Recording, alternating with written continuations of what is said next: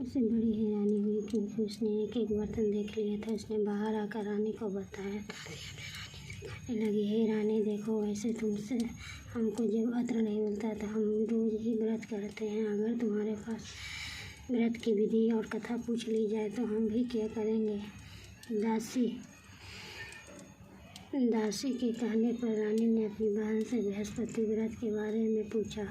उसकी बहन ने बताया, हे रानी, आप बहन बृहस्पति को सूर्योदय से पहले उठ होकर बृहस्पति का व्रत करना चाहिए। उस दिन सिर नहीं धोना चाहिए। बृहस्पति के व्रत में चने की दाल और मुनक्का से विष्णु भगवान का केले के वृक्ष के पेड़ में पूजन करेगा तथा दीप जलावे। उस दिन एक ही समय भोजन करे।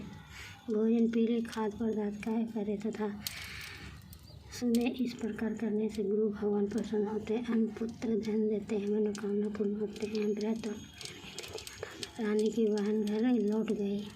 रानी और दासी दोनों ने निश्चय किया कि बृहस्पति देव भगवान का पूजन जरूर करेंगे। 7 दिन बाद जब बृहस्पतिवार आया तो उन्होंने व्रत रखा। गौशाला में जाकर चना और गुड़ बिना लाए तथा उसके दाल से केले के व्रत किया था।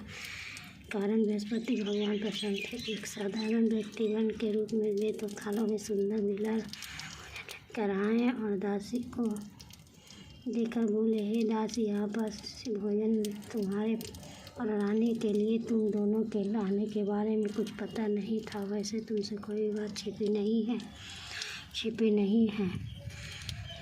हे दासी, यह भोजन तुम्हारे और रानी के लिए तुम दोनों करना। दासी भोजन पाकर बड़ी पसंद हुई। रानी से बोले, रानी, भोजन कर लो। रानी को भोजन आने के बारे में कुछ पता नहीं था। वैसे तुमसे पता नहीं था, इसलिए वह दासी बोली, जा तू ही भोजन कर, क्योंकि तुम हमारी व्यर्थ में हंसी उड़ाती है। एक व्यक्ति भोजन दे गया है। रानी कहने लगी, वह भोजन तेरे लिए दे गया है, तू ही भोजन कर। दासी ने कहा, वह व्यक्ति हम दोनों के लिए 2 थालों में भोजन दे गया है, इसलिए मैं और आप दोनों साथ में गुरु भगवान को नमस्कार कर भोजन आरंभ किया। जय बृहस्पति भगवान, जय लक्ष्मी भगवान जी। उसके बाद से वे प्रत्येक बृहस्पति को गुरु का पूजन करने लगे। बृहस्पति भगवान की कृपा से उनके पास धन हो गया, परंतु रानी पहले की तरह आलस्य करने लगी। देवता से बोली, देखो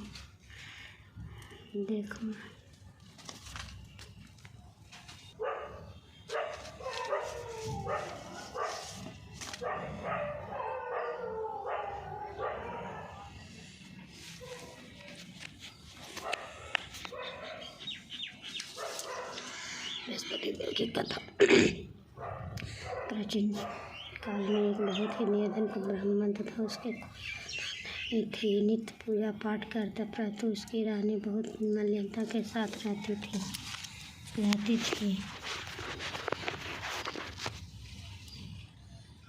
बहुत मलिनता के साथ रहती थी।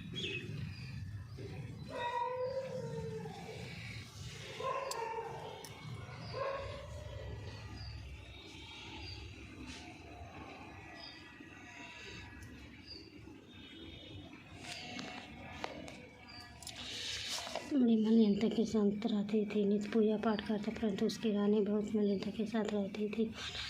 तो न किसी देवता का पूजन करती थी। प्रातः काल उठते ही सर्वप्रथम भोजन करती, बाद में कोई काम काज करती थी। ब्राह्मण देवता बहुत दुखी रहते थे।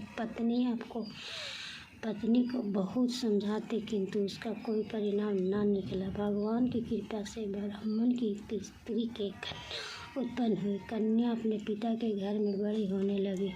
वह बालिका प्रातः स्नान करके भगवान जाप करती थी। वह बचपन से ही बृहस्पतिवार का व्रत कर भी के मार्ग में करने लगी। पूजा पाठ समाप्त कर स्कूल जाती तो अपने मुट्ठी में जो भर कर ले जाती, पाठशाला डालती जाती। वह स्वर्ण के हो जाते तो लौटते समय उनको बीनकर घर ले आती। एक दिन सूप में सोने के जो फटक साफ कर रही थी, तभी उसकी माँ ने देखा लिया और कहा, हे सोने के जो फटकने के लिए सोने का सूप होने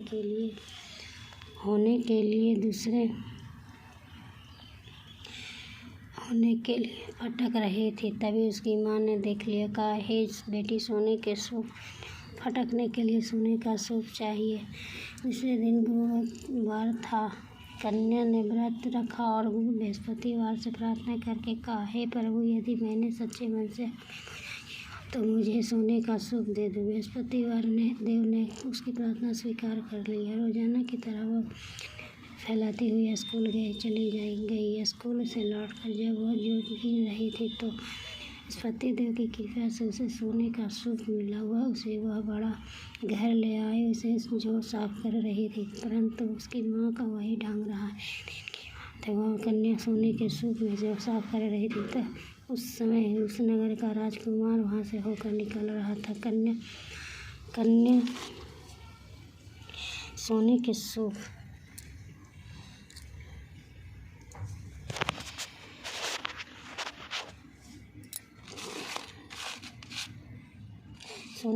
फाटक साफ कर रही थी। तभी उसकी माँ ने देख लिया तो कहा, सोने का सूप दे दो। बृहस्पति देव ने प्रार्थना स्वीकार कर लिया। सोने फैलाती हुई स्कूल चली गई। स्कूल से लौटकर जब वह जो गिन रही थी तो बृहस्पति देव की कृपा से उसे सोने का सूप मिला। उसे आई और उसे साफ करने लगी, परंतु उसकी माँ का वही ढंग रहा। एक दिन की बात, वह कन्या सोने का सूप साफ कर रही थी। उस समय उस नगर का राजकुमार वहाँ से होकर निकल कन्या रूप में सोने का सूप साफ करते हुए उस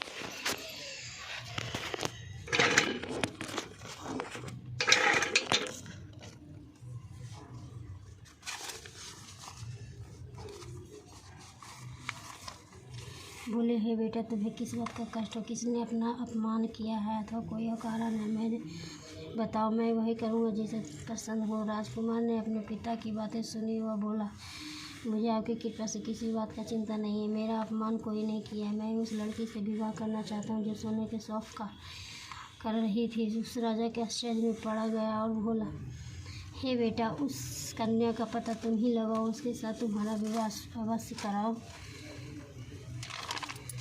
करवा दूंगा। राजकुमार ने उस राजा से उस लड़की के घर पता बतलाया। मंत्री उस लड़की का घर गया और राजा का आदेश ब्राह्मण की कन्या का विवाह राजकुमार के साथ संपन्न हो गया। कन्या के घर से जाते होके ब्राह्मण देवता के पहले भली भांति गृह निवास हुआ। बेटी ने पिता की दुख की अवस्था को देखा और अपनी माँ का समाचार पूछा। ब्राह्मण ने सभी हाल कहा। है कन्या ने बहुत सा धन देकर अपने पिता विदा कर दिया। इस तरह इस ब्राह्मण का कुछ समय व्यतीत हुआ, लेकिन उस दिन फिर वही हाल हो गया। ब्राह्मण फिर अपनी कन्या के यहाँ गया और सभी हाल गरीब दूर हो गया।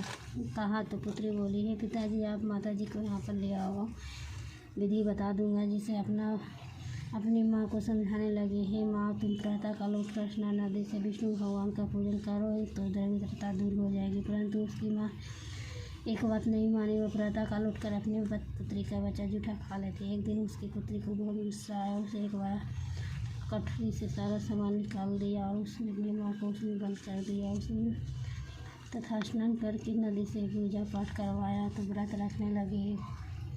इस व्रत के प्रभाव से उसकी माँ भी बहुत धनवान हो गई। बृहस्पति देवता के प्रभाव से सुखपूर्वक इस लोक का सुख भोग स्वर्ग को प्रातः उठकर इस धीरे धीरे समय व्यतीत होने पर भी बृहस्पतिवार आया। राजा जंगल से लकड़ी काट कर लाता किसी दिन शहर में बेचने लगा। दिन अधिक धन मिला। राजा ने चना गुड़ आदि लाकर हुआ तो बृहस्पति भगवान नाराज हो गए। उस दिन नगर के राजा ने विशाल यज्ञ कराया आयोजन किया तथा अपने समस्त घोषणा करवा दी।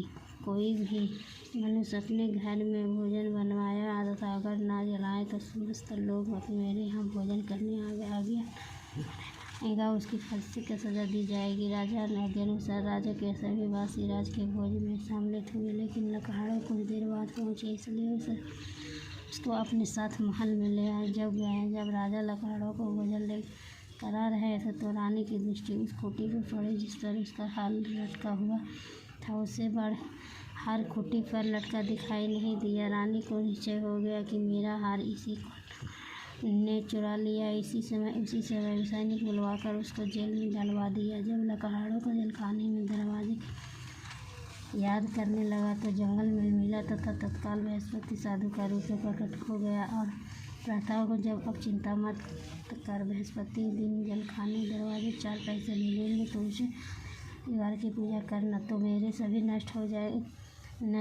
दूर हो जाएंगे। बृहस्पति उसे जेल के दरवाजे पर भिक्षा मांगे पैसे मिले। राजा ने समय मांगा करता था। कथा पश्चात रात्रि में बृहस्पति देव ने नगर के राजा को स्वप्न में कहा, हे इस आदमी को जेलखाने में बंद कर दिया, उसे निर्दोष है, वह राजा उसे छोड़ कर देना। रानी का हाल उसी खूंटी पर लटका हुआ, अगर तू ऐसा न करे।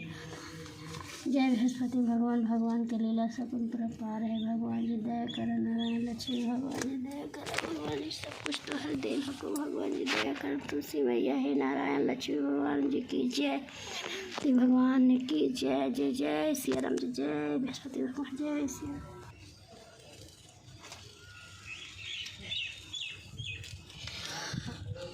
ओम जय जगदीश हरे स्वामी, जय जगदीश हरे भगवान क्षण दूर करे जो धावे फल पावे दुखी से सकतम तनका माता पिता मेरे शरण जिसके नहीं तो आस करूं, जिसके परम पिता परमेश्वर सबके स्वामी करुणा के सागर में नूर फल का मिट्टी का पैत किस भी नहीं मिलूँ गाय मैं तुमको संतान की सेवा धन मन से पूछे तेरा अर्पण क्या लगे मेरा। ओम जय जगदीश हरे भगवान क्षण में दूर करिया, भगवान जी नारायण, भगवान जी बृहस्पति, भगवान जी तुलसी मैया, हे दीनानाथ, हे सभी भगवान जी शनिदेव, भगवान जी जय श्री राम, हर हर महादेव, हर हर महादेव, हर हर। ओम नमः शिवाय, ओम नमः शिवाय, ओम नमः शिवाय, ओम नमः शिवाय, ओम नमः शिवाय, नमः शिवाय, हर हर महादेव। ओम बृहस्पताय नमः, ओम बृहस्पताय नमः, बृहस्पताय नमः, बृहस्पताय नमः। जय बृहस्पति भगवान। बृहस्पति भगवान का बुक पढ़ने के बाद बृहस्पति भगवान के 11 बार 108 बार मंत्र जरूर बोल दीजिएगा, सब मनोकामना पूर्ण हो जाएगा, भगवान का लीला सब सही हो जाएगी।